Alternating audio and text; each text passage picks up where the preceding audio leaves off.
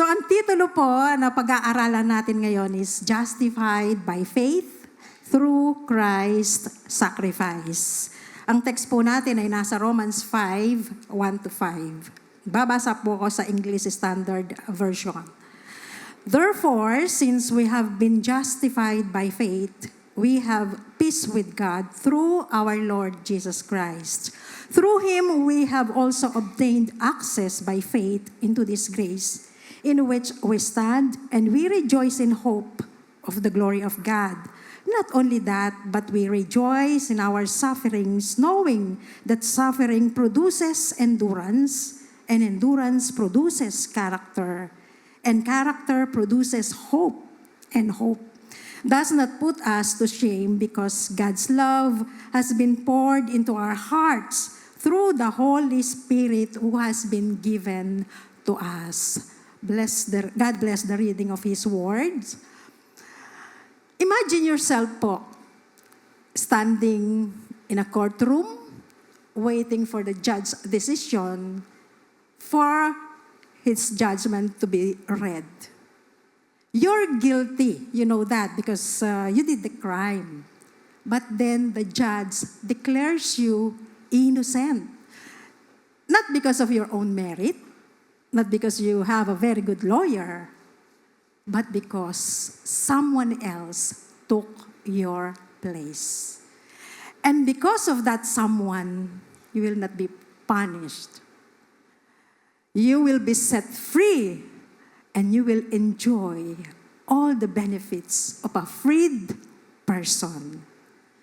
Tayo pong lahat, meron pong someone who took our place so that we will not be declared guilty before our God.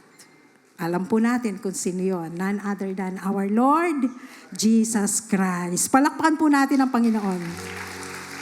Balikan po natin ang ating text for today. It starts with therefore. What does it mean? According to vocabulary.com, therefore is synonymous with as a result, for that reason, consequently. Sa Tagalog is kaya nga. Therefore is a linking verb that links two ideas to describe a result. Yung pong anak ko, yung pangalawa, nung elementary siya, meron siya pinag-aaralan na sanhi at resulta. No? So yun ang nililink po ng therefore ngayon. Yung sanhi, tsaka yung bunga. Sanhi, saka bunga. So we will be studying the results, but before that, let us define what justification is and its means. Okay, start na po tayo sa ating definition. Justification is a legal term, no? Ginagamit po siya. But we are not quite, honestly, hindi ako quite familiar doon sa justified sa korte. Ang madalas na naririnig po natin is acquitted. No? Acquitted. Sa Tagalog is napawalang sala. Napawalang sala. So according to LSD.law, justification is a type of defense used in court that excuses a defendant from being held responsible for their actions because they had a good reason for doing what they did. Example, kung yung accused, then accuse siya ng assault. So pwedeng ang gamitin niyang justification defense is self-defense. Di ba? Self-defense yung ginawa niya. So in that case, mapapawalang sala siya kasi valid yung justification niya. So another definition naman on the biblical side, justification is that act of God by which the sinner who is responsible for his guilt and is under condemnation but believes in Christ is pronounced just and righteous or acquitted by whom? By God the judge. So ang key po dito is believes in Christ. Sa ibang salin po, instead of justified, ang ginagamit is right with God or righteous. Meaning, innocent in God's eyes. punta po tayo sa the means. Kasi yung paraan, paano ka ma-justify? Actually, you do sa definition, parang makikita mo na yung paraan eh. But believes in Christ. But let us go deeper, no? Parang kulang pa yung explanation niya. The means. We are justified by faith, not through our own good works. Sa Romans 3:20a, walang taong mapapawalang sala sa paningin ng Diyos sa pamamagitan ng pagsunod sa kautusan. Kasi if this will be the basis, nobody will be qualified. Kasi hindi naman lahat natin nasusunod lahat yung utos. Another is, we are justified as a gracious gift. Grace ito ng ating Panginoon. So when we say grace, that is unmerited favor, meaning God is giving something to us even though we are not worthy of that gift. Hindi tayo karapat-dapat. Gracious gift of God through the redemptive sacrifice of Jesus Christ. So kanina sa definition po natin, nakita natin by faith. So pasok po ngayon yung redemptive sacrifice of Christ. Sa Romans 3:23-25 up to 25b, sapagkat ang lahat ay nagkasala at walang sino mang nakaabot sa kaluwalhatian ng Diyos. This is a very familiar verse, no? Memorize natin ito. Pero kadalasan, hindi tayo nagtutuloy sa 24. Let us read 24. Verse 24. Ngunit dahil sa kanyang kagandahang loob na walang bayad niyang ibinigay, sila ay itinuring na matuwid sa pamamagitan ni Kristo Jesus na siyang nagpapalaya sa kanila. Siya ang inialay ng Diyos bilang handog upang sa pamamagitan ng kanyang dugo ay mapatawad ang kasalanan ng lahat ng sumasampalataya sa Kanya. Again, another word, blood, dugo. Magtutuloy po tayo. Hebrews 9:22 says, indeed, under the law, almost everything is purified with blood. And without the shedding of blood, there is no forgiveness of sin. Kung walang pag-aalay daw ng dugo, walang kapatawaran ng kasalanan. Okay, linawin natin, ano ba ang relasyon ng dugo dito sa pagpapatawad ng kasalanan? Balikan natin yung kwento po sa lumang tipan. Sa Leviticus 4:3. Kung ang nagkasalay ang pinakapunong pari at nadamay pati ang sambayanan, mag-aalay siya ng isang batang toro na walang kapintasan bilang handog para sa kapatawaran ng kanyang kasalanan.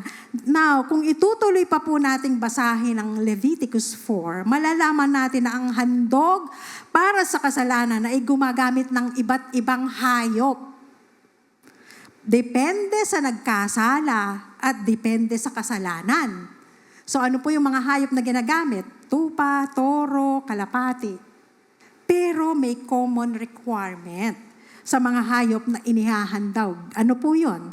Dapat walang kapintasan. Okay? So nakikita po na another. Ito po yung mga requirements, of course, na binigay po ng ating Panginoon kay Moses. Exodus 30:10. Minsan, isang taon, gaganapin ni Aaron ang kanyang seremonya sa pagpapatawad ng kasalanan. Ang 4 na tulis ng altar ay papahiran ng dugo ng hayop na handog para sa kasalanan. Gawin ninyo ito habang panahon. Ang altar na ito'y ganap na sagrado at nakalaan kay Yahweh. So ano pong nakita natin dito?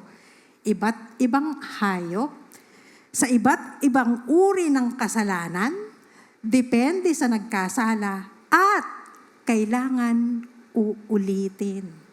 Kumbaga sa pagkain, meron siyang expiration date.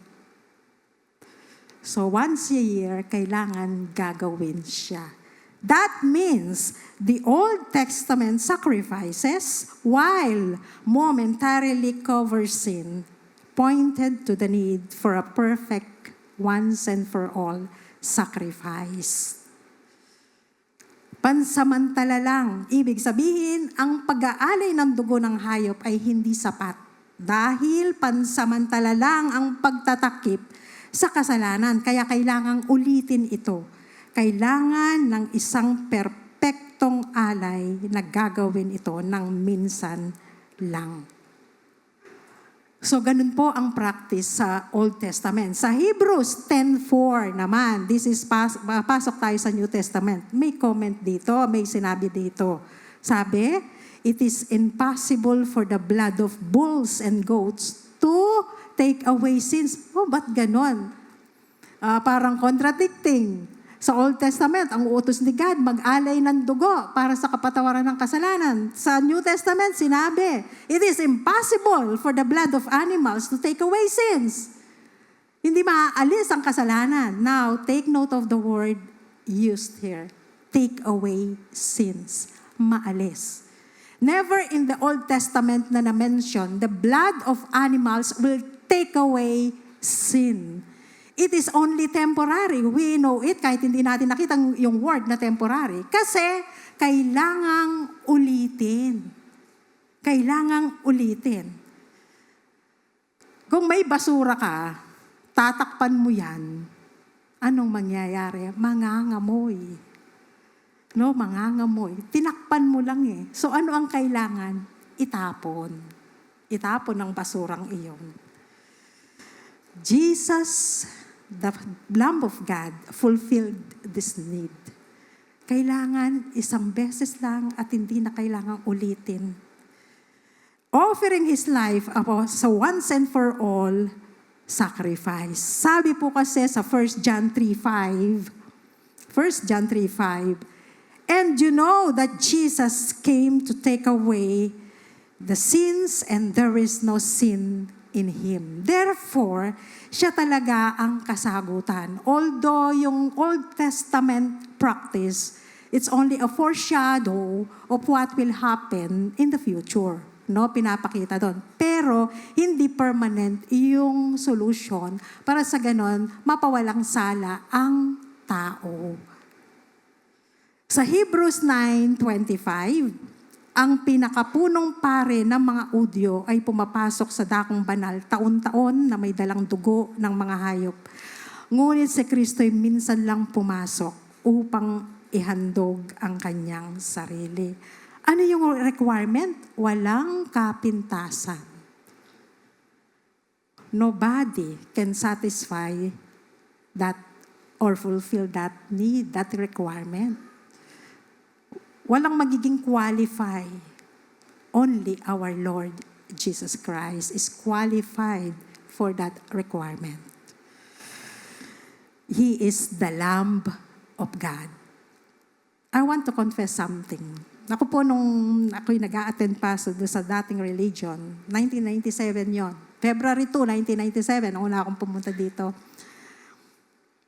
Isa po akong commentator. Nagsasabi ng please rise, please be seated.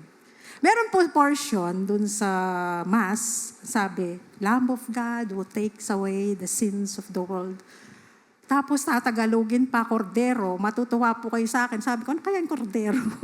Pero sumusunod naman ako, Lamb of God with matching action. Ang tanong ko po sa sarili ko, bakit pumasok ang lamb? Bakit may lamb si God? Bakit nagte-take away ng sins? Ibig sabihin, hindi ko po naiintindihan. Sinasabi ko, hindi ko alam kung ano yung ibig sabihin. Ilan pa po kaya ang kagaya ko noon na ngayon confess doon, pero hindi naman naiintindihan. What I mean is, sayang ang napakahalagang katotohanan ito. Kasi ito lang ang daan talaga para sa kanilang kaligtasan. The Lamb of God. Nasasayang lang, confessing without understanding it. Hindi po ba kayo natutuwa? Dahil isa po kayo sa nabigyan ng pagkakataon na malaman ang katotohanan ito. Amen? Palakpan po natin ang Panginoon. Salamat po sa Panginoon at pinahintulutan niyang maunawaan natin ang mahalagang katotohanan ito. So ngayon po, it's clear now na na-establish na po ang need. Bakit kailangan si Jesus? Bakit kailangan ang blood? Only His blood ang qualified na gamitin, no, para alisin ang ating mga kasalanan. Pupunta na po tayo sa results. The results. The number one result, of course, is peace with God. So Romans 5:1, therefore, since we have been justified by faith, we have peace with God through our Lord Jesus Christ. This is different from the peace mentioned in Philippians 4:7, yung peace of God, which was discussed by Sister April last month. However, the peace of God can be obtained when we are at peace with God. Pwede po nating matanggap ang kapayapaan kung tayo ay nakipag-reconcile na sa ating Panginoon. This is also the peace that is missing between North Korea and South Korea, between Israel and Lebanon. Ito po rin po yung peace na ginagamit natin kapag may kagalit ka, ano yung sasabihin mo? Peace na tayo, bati na tayo. So does it mean magkagalit tayo ni Lord? We are enemies of God? Yes. Every person is an enemy of God bago po yung pagiging Kristiyano natin, kaaway po tayo ng Diyos. And that is because of our sinful nature. We are at conflict with our Creator. Romans 8:7 says, for the sinful nature is always hostile to God. It never did obey God's laws, and it never will. His holiness cannot condone sins, though at times we are trying our best to establish peace with Him, but our best efforts are nothing but filthy rags in comparison to God's holiness. Nagsisikap naman ng tao, di po ba? Kung minsan, ang daming sinasalihang religion, nagsisikap na gumawa ng mabuti, pero alam natin, kulang pa rin yon. Therefore, no matter how hard we strive, we cannot have peace with God or we be reconciled with Him in our sinful state. God took the initiative. We could not get to Him, so He must come to us by sending His Son to the earth in order to achieve peace with us. Siya na po ang gumawa ng paraan. Hindi natin siya kayang abutin, His holiness. Christ's sacrifice paid for the sins of all. We have peace with God because of Jesus, the Prince of Peace. Sa Romans 5:9-11, yamang sa pamamagitan ng kanyang dugo, tayo ngayon ay napawalang sala. Lalong tiyak na maliligtas tayo sa puot ng Diyos. Dati, tayo'y mga kaaway ng Diyos. Ngunit tinanggap na niya tayo bilang mga kaibigan sa pamamagitan ng pagkamatay ng kanyang anak. At dahil dito, tiyak na maliligtas tayo sapagkat si Kristo ay buhay.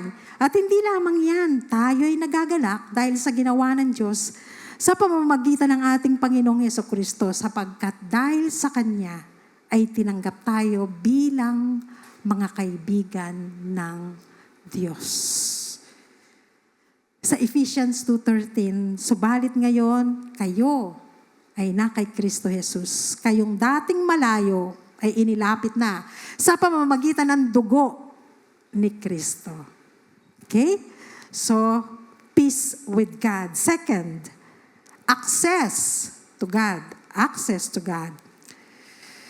Romans 5:2, through Him we have also obtained access by faith into this grace in which we stand. Pagka po meron ayaw tayong kausap sa phone, anong ginagawa natin? Binablock natin, di ba? In that case, wala nang access, no? Hindi na tayo pwedeng mag-communicate because naka-block na. Tayo, meron na pong access to God. Wala nang block, wala nang barrier. In the Old Testament kasi, we we are aware of the fact that direct access with God wasn't that easy. Ang hirap, ang daming seremonya. Babasahin ko po ito, although this is New Testament, in-explain niya. Hebrews 9, 1-3, tsaka 6 and to 7. Ang naunang tipan ay may alituntunin sa pagsamba at may sambahang ginawa ng tao. Nung po kasing nasa ilang ng mga Israelites from Egypt, nagtayo ng tabernacle. So, it is deemed to be na nandun ang presensya ng Diyos. Dalawang portion sila yung nasa loob. Itinayo ang isang tolda na may dalawang bahagi. Ang una ay tinatawag na dakong banal at naroon ang ilalawan, ang hapag at ang mga tinapay na handog sa Diyos. Ang ikalawa ay nasa kabila ng pangalawang tabing at tinawag na dakong kabanal-banalan. Ganoon ang pagkakaayos sa loob ng kanilang toldang sambahan. Ang mga pare ay pumapasok araw-araw sa unang bahagi upang ganapin ang kanilang tungkulin, yung mga daily activities nila. Pero, ngunit laging ang pinakapunong pare ang nakakapasok sa ikalawang bahagi. At ito'y minsan lang niyang ginagawa sa loob ng isang taon. Siya'y may dalang dugo na inihahandog sa Diyos para sa kanyang mga kasalanan at para sa mga kasalanang hindi sinasadyang nagawa ng mga tao. Okay, so dalawang division, daily activities dito, tapos yung isa, once a year. At ano yung inaalay for the forgiveness of sins? Dugo. At sino ang gumagawa? Only the priest. Only the priest could enter the most holy place or the Holy of Holies one day each year. He must wear special garments. Isasama ko rin po ito para makita din natin kung gaano kadelikado, no, ang pagpasok sa most holy place. Exodus 28:35, ito'y isusuot ni Aaron tuwing gaganap ng tungkulin bilang pare upang marinig ang tunog ng kampanilya tuwing siya'y papasok at lalabas sa dakong banal ni Yahweh. Sa gayon, hindi siya mamamatay. So, ang daming proseso, yung garment, kailangan yon susundin, no? Otherwise, isang pagkakamali lang, mamamatay siya. Now, according to Bible scholars, meron pang tali yan. Now, meron daw talagang bell. Para sa ganun, pag naglakad siya sa loob, habang naririnig yung bell, it means buhay pa siya. Pag tumahimik na, it means patay na siya. Kaya siya may tali para hihilayin na lang siya palabas. Ganon kadelikado, ganon kakomplikado ang pagpasok sa presensya ng Diyos noong panahon pong yon. So, nakita po natin, no, na bukod sa hindi sapat ang pag-aalay ng dugo ng hayop, ang daming proseso at kailangan gawin para makapasok sa dakong kabanal-banalan kung saan naroon ang presensya ng Diyos. Sa Exodus 26:33, isabit mo ang tabing, kurtina. No? Sa ibang mga version is veil. Isabit mo ang tabing na ito sa tapat ng kawit sa bubong ng tabernakulo at ilagay sa likod ng tabing ang kaban ng tipan. Uy, sounds familiar. Di ba? Kaban ng tipan. Ang tabing na ito ang siyang maghihiwalay sa dakong banal, sa dakong kabanal-banalan. The curtain or the veil serve as a separation, a barrier between God and man. Parang hadlang yan, hanggang dito ka lang, huwag kang papasok. Selective lang ang pwedeng pumasok. But when Jesus breathed His last, may nangyari po sa templo. A significant event happened. The curtain in the tabernacle was torn in two. Napunit po yun. Matthew 27:50-51, and Jesus cried out again with a loud voice and yielded up His spirit. And behold, the curtain of the temple was torn in two. from top to bottom, and the earth shook, and the rocks were split. Yung kinanta po natin kanina, you tore the veil. Ito po yun. Actually, the Bible does not confirm the exact measurement of the curtain, but Bible scholars say that it was about 4 inches thick. Yung iba naman, sabi nila, kasi laki daw ng kamao, yung kapal niya. And it was torn from top to bottom, meaning only God can tear apart a curtain like that. God tore the curtain. What does this mean? Number 1, no more barrier between God and man. Wala nang hadlang. Access to God is offered now to all mankind. We now have a direct access to God when we pray. Hindi na kailangan gumamit ng priest, no? Tapos yung mga tao nasa labas lang, yung priest lang ang nasa loob, nagpe-pray para sa kanila. So wala silang direct access sa presence ni Lord. Now, meron na po tayo. Because of that torn curtain, because of what Jesus did on the cross. Ano pa? Old Testament priesthood is no longer necessary. Kasi sa Hebrews 4:14-16, kaya nga magpakatatag kayo sa ating pananampalataya dahil mayroon sa harap ng Diyos. Meron tayong dakilang pinakapunong pare na pumasok na sa kalangitan doon mismo sa harap ng Diyos. Siya'y walang iba kundi si Jesus na anak ng Diyos. Ang ating pinakapunong paring ito ay nakakaunawa sa ating mga kahinaan sapagkat tulad natin, tinukso siya sa lahat ng paraan, subalit kailan may hindi siya nagkasala. Kaya't huwag tayong mag-atubiling lumapit sa trono ng mahabaging Diyos upang makamtan natin ang habag at pagpapala na tutulong sa atin sa panahon ng ating pangangailangan. Therefore, hindi na natin kailangan gumamit ng iba pang tagapamagitan because we have one mediator, and that is our Lord Jesus Christ. Sa 1 Timothy 2:5. Sige po, palakpakan natin ang Panginoon. Sapagkat iisa ang Diyos at iisa ang tagapamagitan sa Diyos at sa mga tao, ang taong si Jesucristo.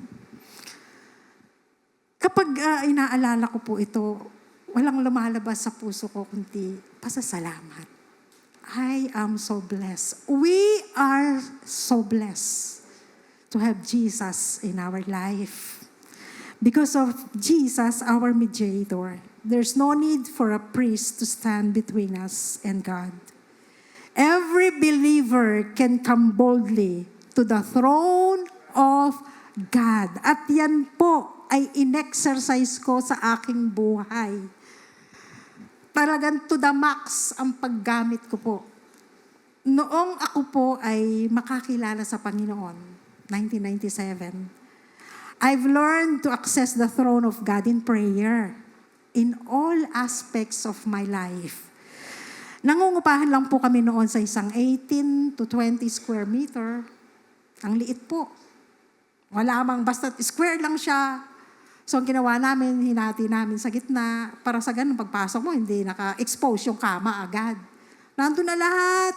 Yung stove, yung ref, doon ka, magkakasalubong kayo kapag umiikot.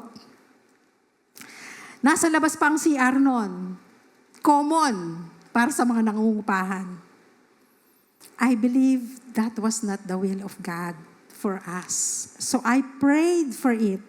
At the same time, to be specific sa prayer ko, iginuhit ko ang floor plan na gusto ko. Kasi nga po, I have engineering background, so ginuhit ko siya. Sabi ko, pag nagpe-pray ka ako, Lord, ito po ang gusto ko, may garahe, kahit walang sasakyan. Ito po yung kwarto. During that time, wala po kaming savings. Walang pera. Kulang na kulang. Mababa ang sweldo ko as college teacher. May trabaho si Brother Mar, ang mister ko po, pero Hindi ko po alam kung saan napupunta ang sweldo niya sa dami ng bisyo niya. Madalas umuuwi pa ng lasing at mainit ang ulo kaya napapadalas din ang away namin. Never naman akong pinagbuhatan ng kamay pero lumilipad po ang mga gamit sa bahay. Ref lang ang hindi niya naitumba. Totoo po. Pati yung stove namin na ganun kataas, pati po yun naitumba. Yung kaldero na lutuan namin ng kanin, basag. Kapal nun, pero so matindi. Inahagis po niya. But I consistently use my privilege and authority as a child of God. I prayed a lot. Nililay hands ko po siya, lalo na kapag masarap ang tulog niya dahil sa kalasingan. I also laid my hands on the floor plan na ginuhit ko. While telling the Lord, Lord, hindi ko po alam kung paano namin ito maipatatayo. But I believe, kaya mo po itong ibigay sa amin at the right time. Sa apartment pong ito, doon ako nagumpisang maglingkod sa Panginoon. No? Nagkaroon po ako ng life group sa San Jose, Matulid. Dito rin po kami madalas magkwentuhan ng ating mga dalawang doktor, dentist, sila Doc Malu and Doc Arnold. Si Doc Malu po kapatid ni Brother Mar. Hindi po sila nag-a-attend sa GIL noon. Kahit maliit pong apartment, sila po yung madalas pumunta kasi sila po yung may sasakyan. Mahirap pong pumunta sa kanila, kandaba. After a few months, nag-start na rin po silang mag-attend dito sa church. But not my husband. Dito ko rin po napansin na hindi nasuot ng asawa ko ang wedding ring namin. When I asked him about it, he gave me no clear answer. You know what I did? I did not spend much time thinking where the ring was. In our tithes offering, inihulog ko po ito sa offering bag with faith in my heart na ayusin ni Lord ang marriage ko. I entrust my marriage into the hands of God by offering that ring. Let's proceed na po sa ating third and last result of justification. Ibibitin ko po muna. Rejoice in sufferings. Number 3. Romans 5:3-5.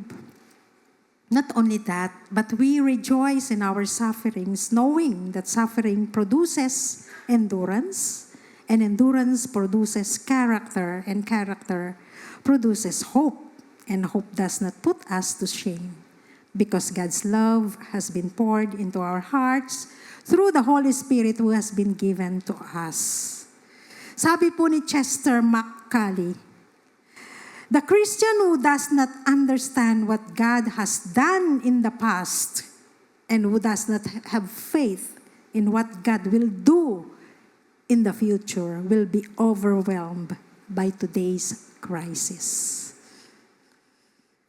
Paul said in the previous verses, paraphrase po, pinawalang sala na tayo dahil sa ating pananampalataya. Hindi na natin kaaway ang Diyos at malaya na rin tayong makipag-usap sa Kanya. And in verse 3, instead of saying, tapos na ang ating mga pagdurusa, wala na tayong problema. Pero ito pong sinabi ni Paul, hindi lamang yan, nagagalak din tayo sa ating mga pagdurusang ating nararanasan. Pagkatapos ng mga benefits, sinabi niya, then, kasunod, pagdurusa. Parang hindi match. Pero, hindi po nagkamali si Paul. Kasi, naniniwala po siya, no one is exempted when it comes to suffering. Of course, we don't celebrate sufferings. Lalong hindi natin hinahanap. Painful kaya yan. Sino may gusto ng pain? Kusa itong dumarating, mananampalataya man o hindi. Nagkakaroon po ng problema ang mga hindi mananampalataya. Pero ganun din ang mga mananampalataya. Pagka bumagyo, pagka nag-earthquake, affected lahat doon sa lugar na iyon. Itong nakaraang earthquake natin sa Myanmar, affected Buddhist, kasi 90% ng mga yon Buddhist, affected Muslim, affected pati yung mga Christians na mga nandoon. Pag umulan, hindi sinasabi ni Lord, yung ulan na to para sa mga anak ko lang. Para din yan sa mga hindi mananampalataya. Blessings, sufferings, nangyayari yan sa buhay ng bawat tao. Now, suffering is part of a fallen world. But we can rejoice in our suffering because of who we are now, justified children of God. We are at peace with God and we have the liberty to approach the throne of God's grace. We have God's promises and the assurance that no word of God ever falls to the ground without accomplishing its purpose. And if we continually trust and depend on Him, even in the midst of suffering, we can certain of its outcome. Christ-likeness. Kaya kung dumarating man ang pagsubok, tandaan po natin na pinahihintulutan niya ito hindi upang pahirapan tayo. Dahil pagkatapos ng kaligtasan, ang nais ng Diyos ay matupad ang mabuting plano niya para sa atin at mahubog tayo ng ayon sa kanyang kalooban. At kadalasan po, ang gagamitin ni Lord is through suffering. Itutuloy ko po yung testimony ko. Ang mga katotohanan pong ito, ang pinanghawakan ko sa panahon ng mga pagsubok na dumaan sa buhay ko.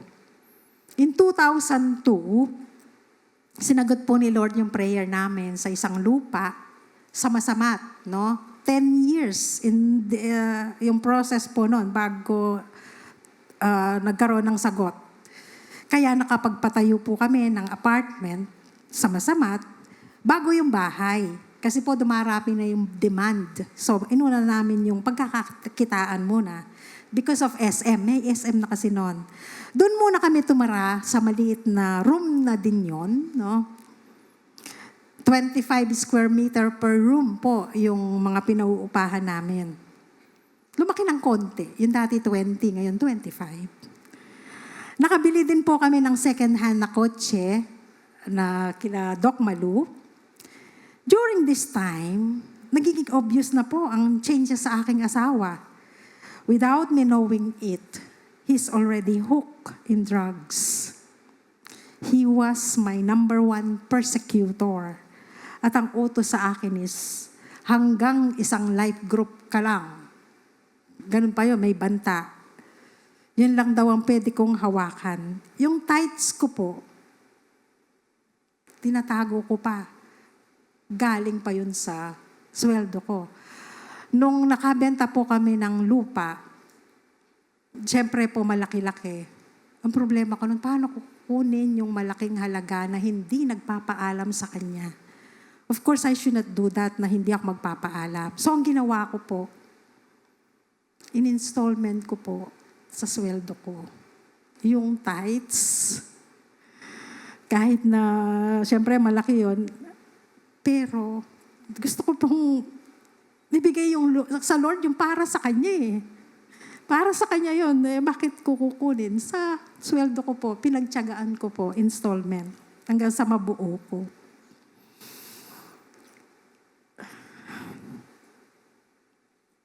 I was also serving in Masamat ES din. Meron na pong extension service noon sa Masamat. One day, while I was teaching there, dumating siya, pero hindi bumaba ng kotse.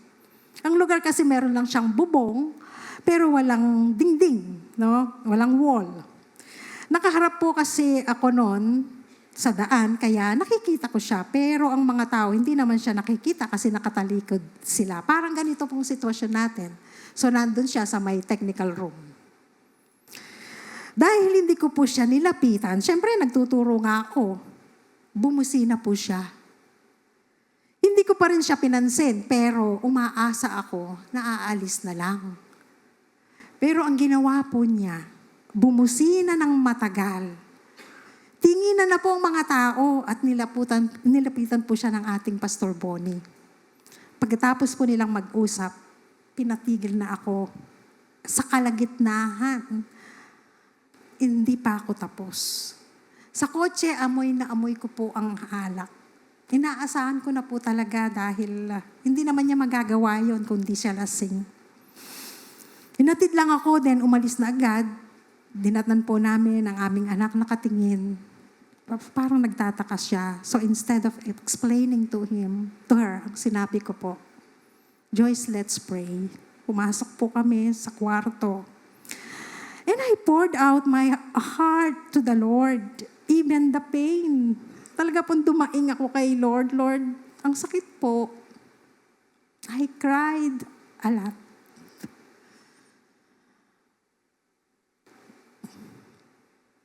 Sa kanya po talaga ako umiyak. But hindi ako nag-complain, hindi ako nagtanong. Kasi pwede ko sabihin kay Lord, Lord, bakit mo to pinahintulutan? Sa oras ng paglilingkod ko sa iyo, pinahiya mo ako. But instead, Lord, I still choose to serve you. Pipiliin ko pa rin na maglingkod sa iyo.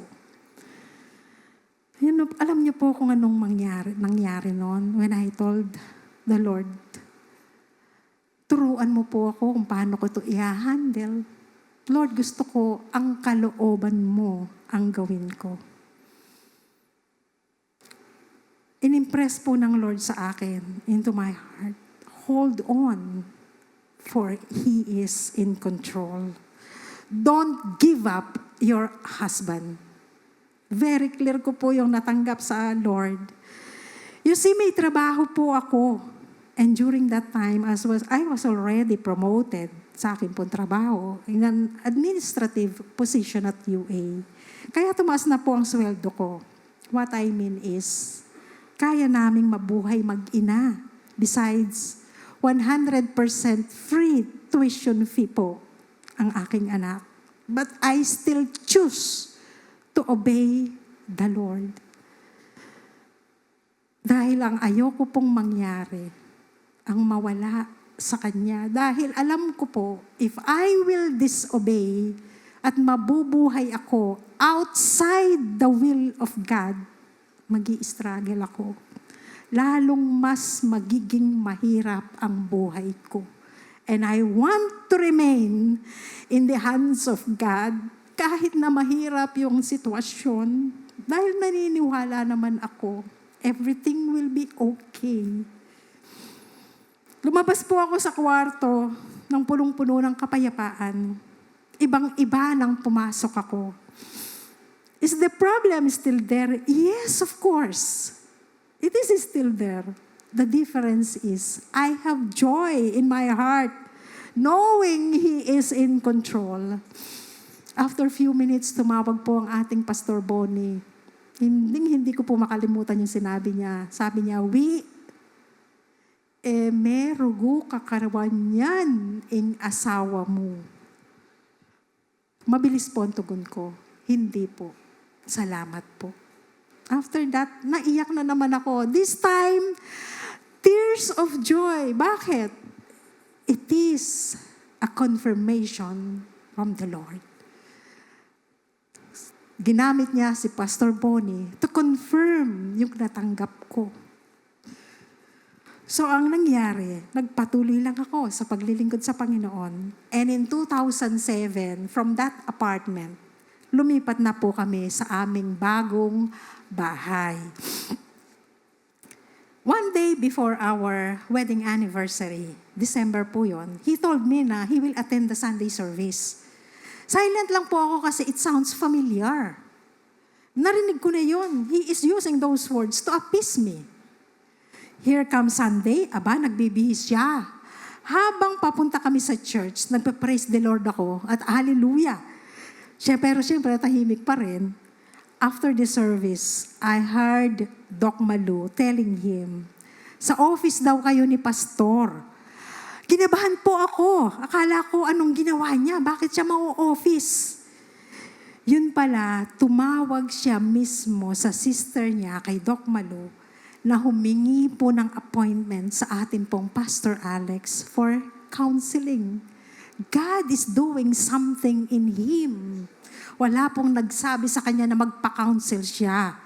Hindi ko po siya sinasabihan ng gano'n dahil kilala ko po siya. Ayaw niya ng pinangungunahan. Mukhang nakaka-relate kayo. I did not witness the counseling kasi sila lang po dalawa ng ating Pastor Alex. Excuse me. After that incident, praise God, natigil po ang paggamit niya ng addictive drugs. Gusto na po niya kasing tigilan yon, pero hindi niya kaya. Kaya humingi po siya ng tulong through prayers sa pamamagitan po ng ating Pastor Alex. Alam niya, ang Panginoon lang ang makakatulong sa kanya sa sitwasyon niya. Natigil po ang paggamit niya ng addictive drugs. Nag-attend na rin siya, pero hindi naging consistent. Kaya ang ibang bisyo hindi pa rin natigil, like paglalasing at paninigarilyo. Ako po, patuloy pa rin naglilingkod at nagtitiwala sa Diyos. From work, diretso muna ako sa LG kasi dumami na rin sila eh. Halos araw-araw, dinadatnan ko siya na nakakarami na po ng inom. Kasi para sa kanya, ang 5 p.m. is alak 5. Ano po yun? Consistent po siya. Yun nga pong mga bote ng alak sa likod ng bahay namin, yung long neck, ang dami po. Kapag may bumibili ng bote garapa, binibenta ko. At the same time, nilelehans ko, someday mawawala kayo sa lugar na to in Jesus' name. Nangyari po. The problem lingered. Nagtagal po. But there's something I noticed in me. I had the endurance to handle the problem. God gave me the strength to endure the suffering. There were changes in the way I pray. Before po kasi ang prayer ko is, Lord, baguhin mo po siya. Sumasakit na po ang ulo ko. Ang dami na niya nagagastos na pera sa alak. Yun po ang motibo ko. Kaya ayoko na siyang uminom. Ako po pala ang dapat magbago. This time, my prayer was, Lord, help me to see Him the way you see Him. Dahil gusto ko po, gawin ko kung ano ang dapat kong gawin para sa ganon yung gusto ni Lord ay mangyari sa Kanya and use me as instrument. Gradually, my bitterness and anger towards Him was changed to compassion.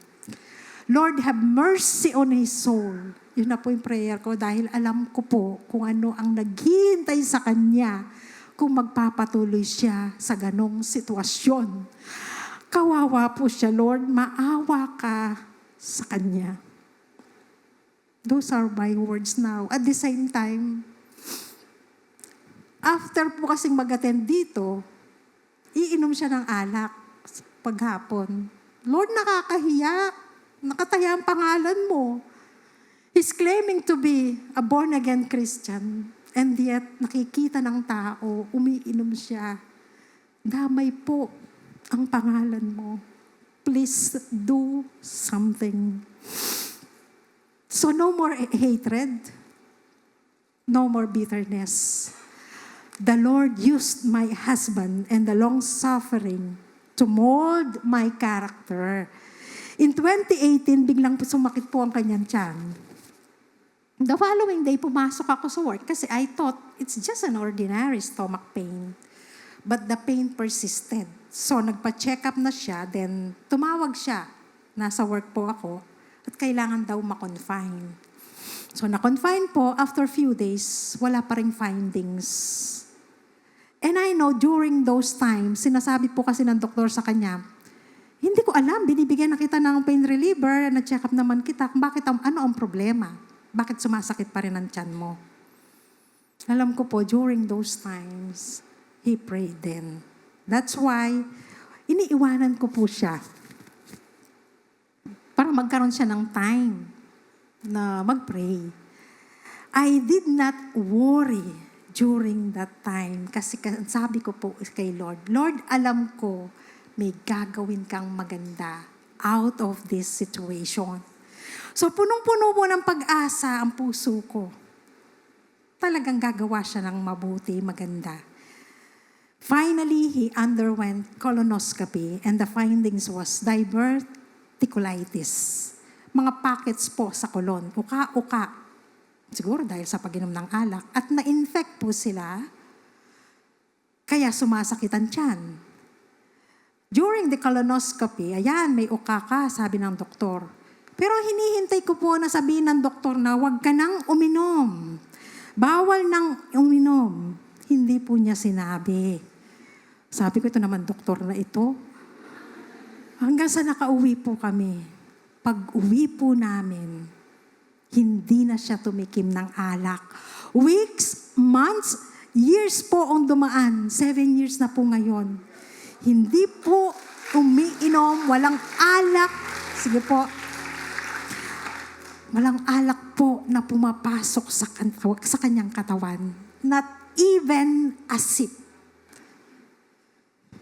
Kahit po yung red wine, ayaw na po niya kasi alam po niya yung weakness niya.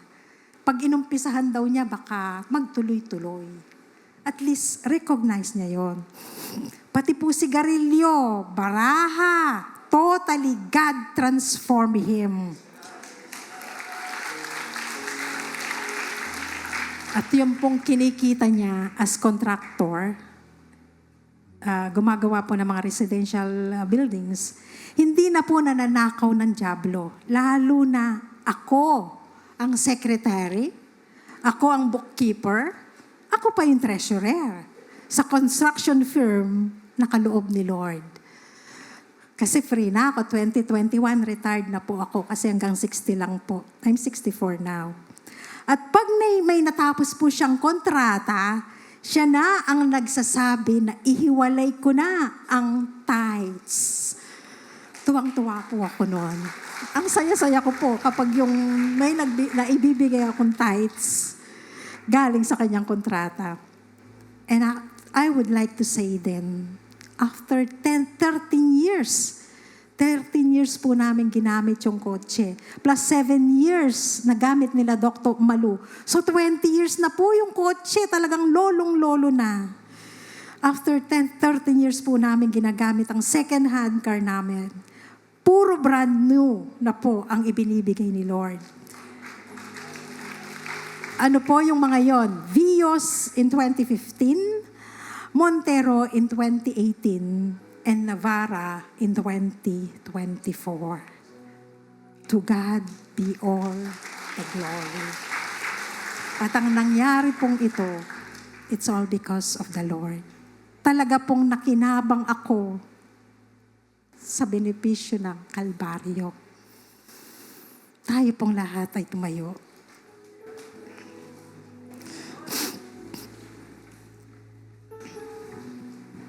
The Israelites in the Old Testament have notorious reputation for being grumbler. Di po ba, konting bagay lang, nagre-reklamo. Sabi ko, bakit kaya sila ganon?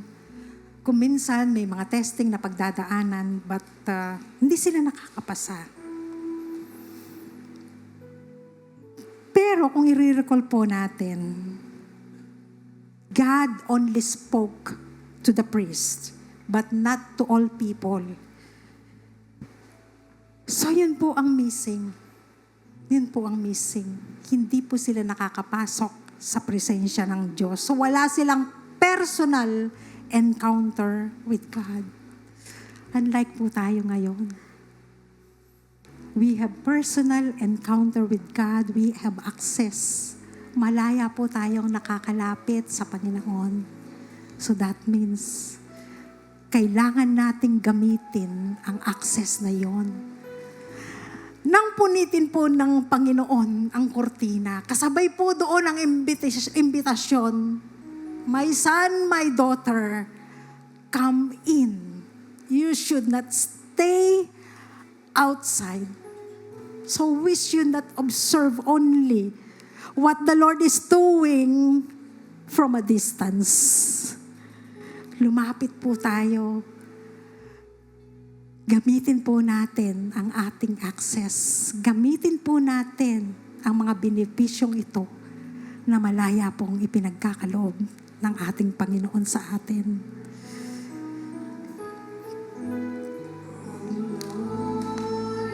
Search me, you know my way. Even when we fail you, even when I fail you, I know you love me. Your holy presence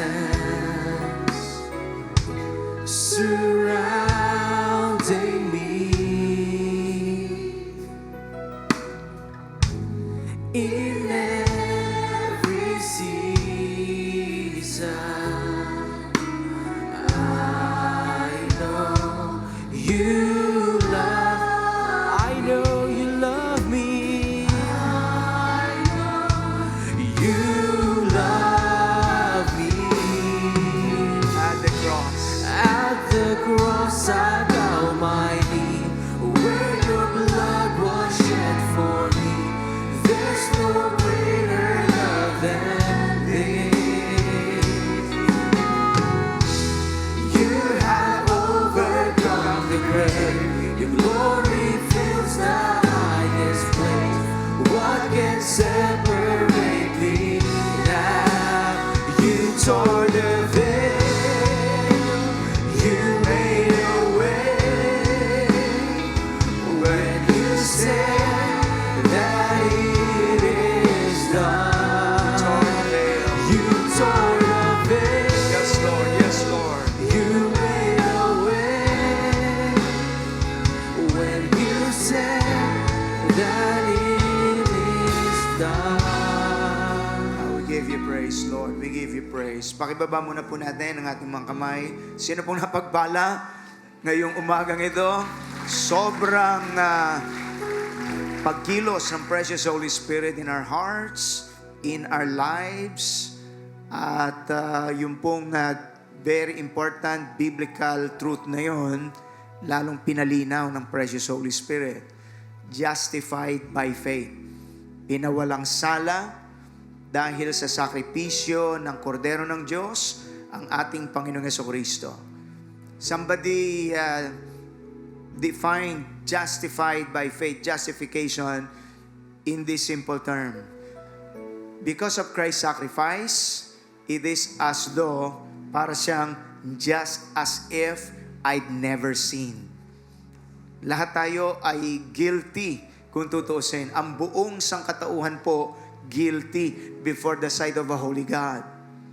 That's in Romans chapter 3 verse 23. All have sinned and come short of the glory of God. Hindi mo kailangang makulong muna bago ka masabihang ikaw ay makasalanan sa harap ng Diyos. Dahil pinanganak na tayo sa kasalanan. Ang sabi ng Biblia, kasama po tayo sa bumagsak na lahi ng tao, sila Adan at si Eva. And because of their sin, may tinatawag ang Biblia na minanang kasalanan. Nananalaytay yun sa dugo ng lahat ng tao. At ang madalas pong gamiting example, ang bata hindi mo tuturuang gumawa ng masama. Bakit marunong? Gumawa ng masama. Bakit selfish siya? Kasi sa ating lahat yun. Kasama po tayo sa lahi ng tao.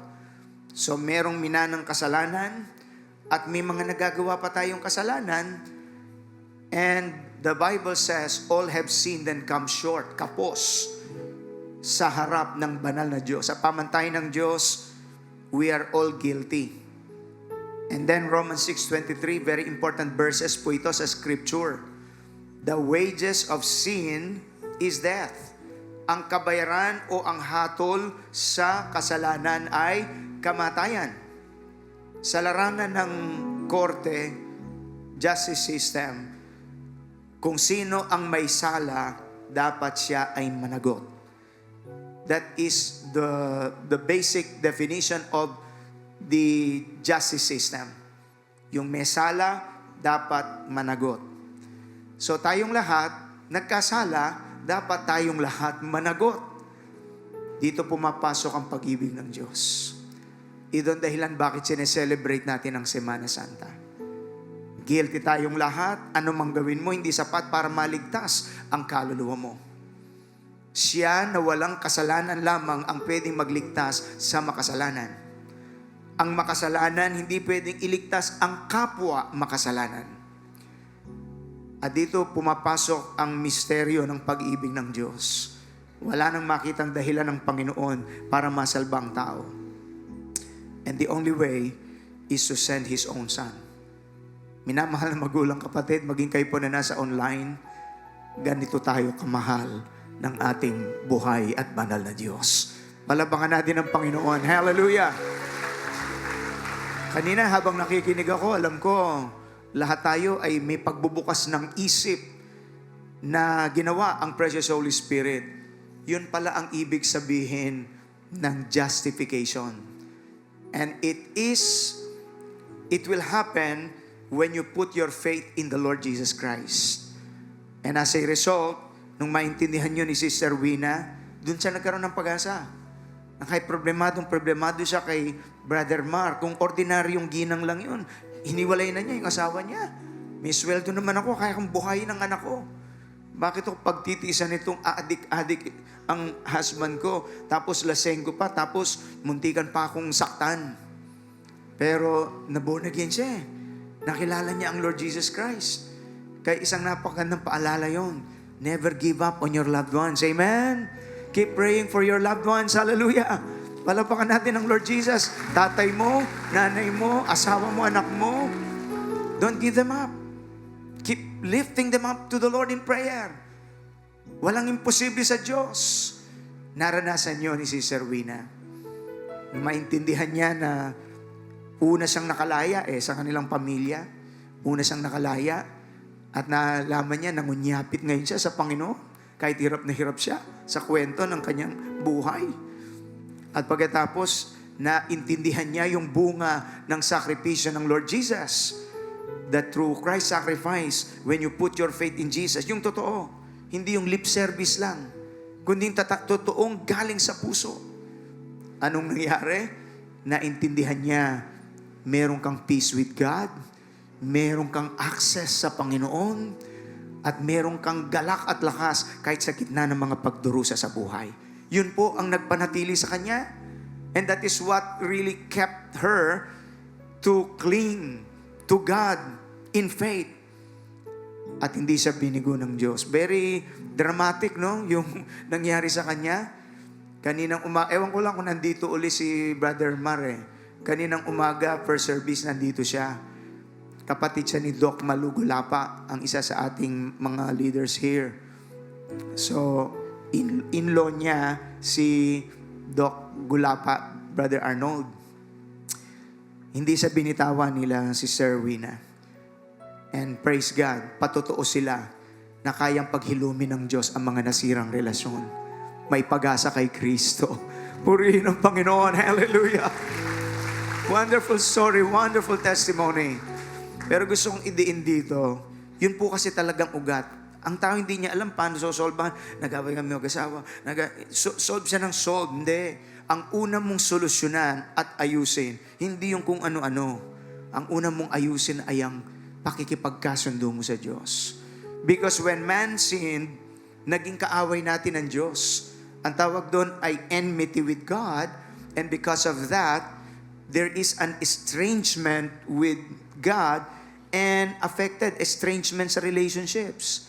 Kaya may mga loved ones, hindi magkasundo-sundo. Ayaw naman nila yon, gusto naman nilang magkasundo, but may wall na namamagitan, bunsod ng kasalanan. And then as a result, may estrangement din tayo sa ating environment. And then we are estranged to our own selves. Na pagkamatay ng tao, papunta siya sa kapahamakan. The key is reconciliation with God. You cannot have peace with people, with yourself even, and with your environment, not until you have experienced being at peace with God. That is the meaning of being reconciled with God. At ang tanging naging solusyon ay ang banal na sakripisyo ng ating Panginoon. Now that is available for all. It's available for you. Kung tingin mo, ang buhay mo, hirap na hirap ka, kanina habang nakikinig tayo sa patotoo ni Sister Wina, yun ang kapangyarihan na kayang gawin ng Panginoong Hesukristo. Purihin ang Diyos. Be at peace with God. Manumbalik ka sa Kanya. And so we pray that this Holy Week, magkaroon tayo ng karanasan ng pagluhod ng puso sa ating Panginoon. At naghihilom tayo, gumagaling ang relationship, ang kaluluwa mo naliligtas. Kaya, bakit kaya gano'n? Pag sinabing na born again, pagka sinabing tinanggap si Kristo, akala ko OA. Totoong nagbago, oh. Hindi na naglalasing, hindi na siya addict. Ngayon, responsible dad sa kanyang mga anak, responsible husband. Diyos lang ang pwedeng gumawa nun. So, walang imposible pala talaga sa Diyos. And the key is, be reconciled with God. Be at peace with God. Pagkatapos maliligtas ang kaluluwa mo, masasalba ang iyong relasyon, at sa tahanan mo, magbabago yung atmosphere. And that is the power and the blessing of the gospel of the Lord Jesus Christ. So real change does not happen from without. Ang mundo kaya lang i-offer behavioral change, pero hindi niya kayang baguhin ang puso ng tao. Kaya iba, pansamantala nababago, pero balik dun sa dating ugali. The real change is from within. It's inside out. And that can only happen when you are at peace with God through our Lord Jesus Christ. Bow your heads, please. Thank you, Father. Maging kayo po na nasa overflow spaces and those joining us via live stream, I can sense the anointing of the Holy Spirit. Nararamdaman mo parang may humihila sa puso mo na isuko mo ang buhay mo sa Panginoon. You've tried your best already. Hindi mo kayang baguhin ang asawa mo, anak mo, kaibigan mo, sino man. Napakaganda nung paalala kanina ng kapatid. Dati, ang prayer ko, Lord, baguhin mo siya. At naunawaan niya, ako ang una mong baguhin, Panginoon. Gusto kong makipagpayapa sa iyo, makipagkasundo sa iyo. And her prayers became powerful prayers. Your hands are lifted to the Lord Jesus. Kung kayo po'y nasa online, itaas din ninyo ang inyong mga kamay kay Jesus. Talastas niya ang laman ng puso mo. Alam niya ang iyong mga tinitiis na bigatin sa buhay. That is why He said, the Son of God said, kung napapagal ka, nabibigat ang lubha, totoong lumapit ka sa akin. Huwag mong hanapin ang kapayapaan sa alak, sa drug addiction, maling relasyon, lalong gugulong buhay mo dyan. Be at peace with God.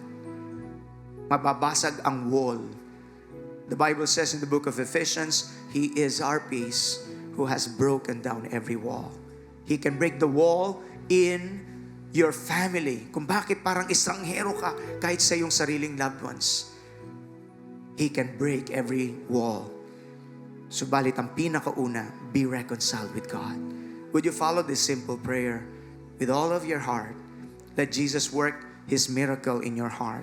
Sabihin nating lahat, Lord Jesus Christ. Lord Jesus Christ. Maraming salamat po. Maraming salamat. Naunawaan ko ang iyong pagpapawalang sala ang iyong pagpapawalang sa magitan ng pananampalataya sa magitan ng kay Kristo Jesus, ang bugtong na anak ng Diyos bugtong na anak na nagsakripisyo na nagsakrus sa krus ng Kalbaryo. ng Kalbaryo. Pinipilit kong baguhin ang buhay ko, Pinipilit ko ang binuhay. ang mga mahal ko sa buhay. Mga mahal ko sa Hindi po pala ito ang solusyon. hindi po pala ito ang susunod. Ako ang unang lalapit sa iyo. Ako ang unang lalaki. Makikipagpayapa, makikipagkasundo sa iyo. Makikipagkasundo Kaya't siya sa atin mo ng aking puso. sa atin mo ang aking Patawad sa anumang rebelyon patawad sa na nakikita mo sa akin. na nakikita mo Rebelyon sa iyong mabuting kalooban. sa rebelyon. I tried to do things on my own.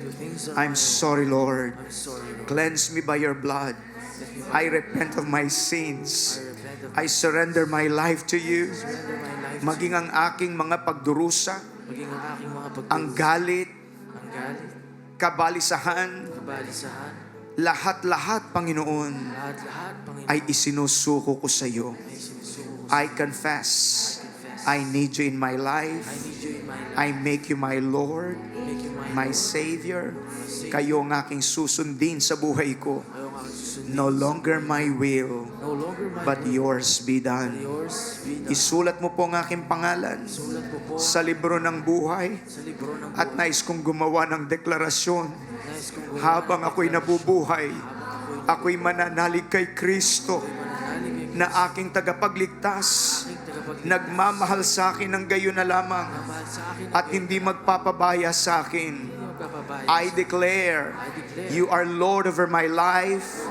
over my relationships, over my family, over my family, over my concerns, over my concern, over my future, over my over my eternity. over my eternity. Jesus is my Lord. Jesus is my God. Jesus is my God. Amen. Palakpakan natin ang Panginoon. I know God heard you.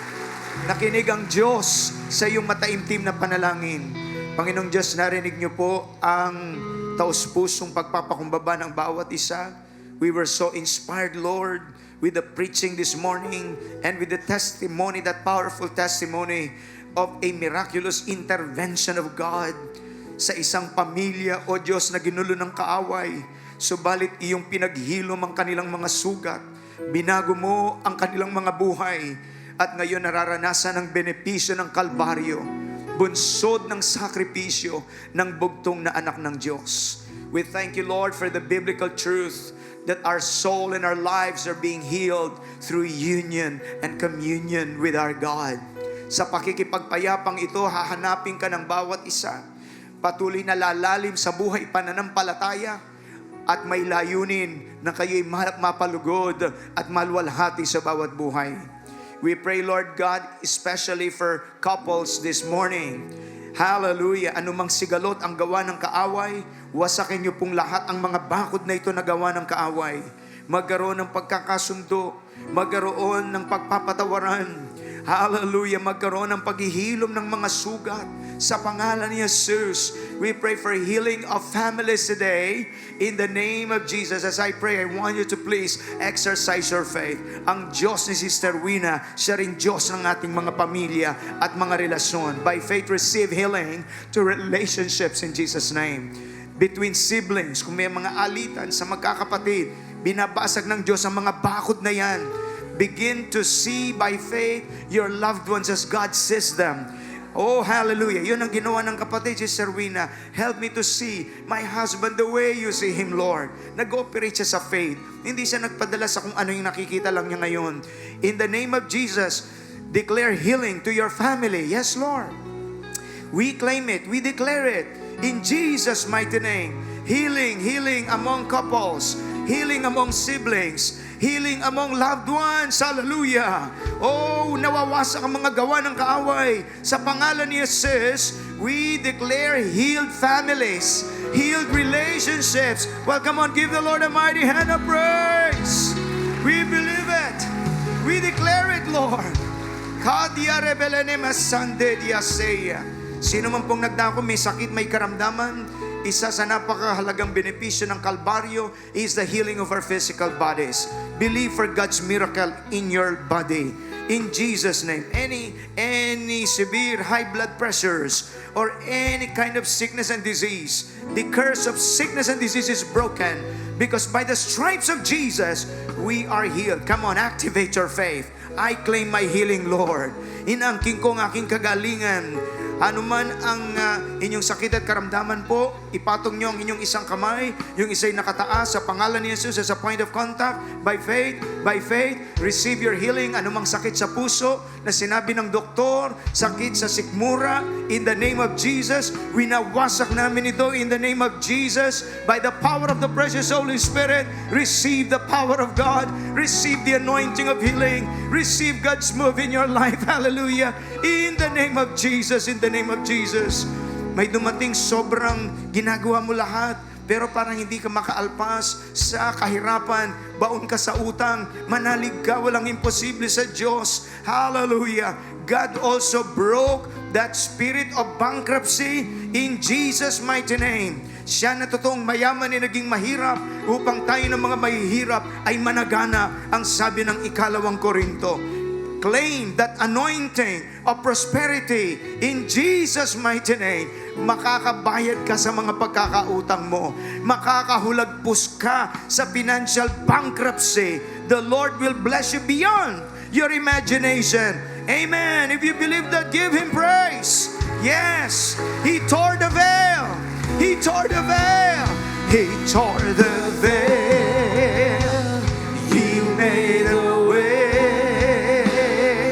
When you You said now have access to Him as a believer of Jesus. Oh, you tore the veil. You made a way. You made a way.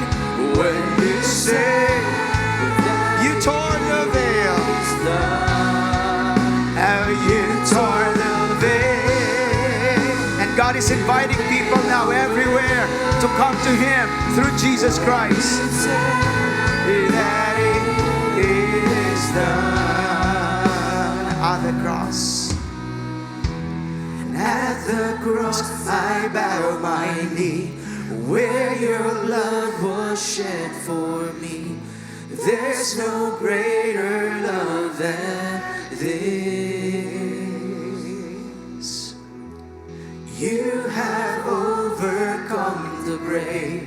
Your glory fills the highest place. What can separate me now? Take time to worship the Lord. Jesus is in our midst. Sinasamba ka po namin, Panginoon. Ito'y Palm Sunday. Iwagaway natin ang ating pagsamba, pagpupuri, pagpapasalamat sa Lord Jesus na nagbayad ng mahal na presyo. Maligtas lang tayo, makaahon tayo sa hirap at sa lugar ng pagkalugami. We just honor you today. We just bless you today. We rejoice in our King of Kings and Lord of Lords, the Savior, the healer, and the shepherd of our soul. We bless you, Lord. Hallelujah. For those of you who received God's blessing of Palm Sunday today, give Him praise. Hallelujah. Amen. Amen. Is that your best clap of praise to Jesus? Woo!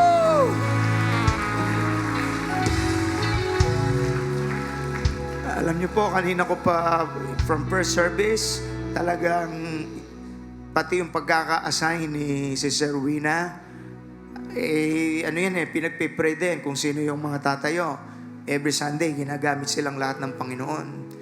What a very powerful way to start the Holy Week. Ngayon pa lang, meron na tayong awakening of hope na kahit ganun pala kalalang mga tao, addict na, rep lang daw hindi na itumba sa bahay. Kaya pa rin palang baguhin ng Diyos. Yun ang makasalanan di ba? Kaya napako sa krus yung mga nasa katabi ng Panginoon kasi magnanakaw, rapist, or mga kriminal na sinusuka na ng lupa, sinusuka pa ng langit. Kaya yung pag nakahang sila sa krus, yung ulo hindi nakatungtong sa langit, yung paa hindi nakatungtong sa lupa, madaling salita, wala ka ng puwang kahit saan. Subalit sa puso ng Diyos, may puwang ka sa puso ni Jesus. Purihin ang Panginoon, amazing God.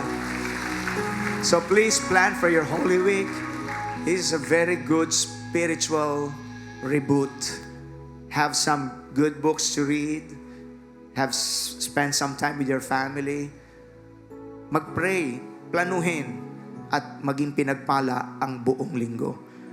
So, ang hindi lang tayo naniniwala, yung kapag ka Friday, namamatay daw ang tubig. Maligo pa rin tayo.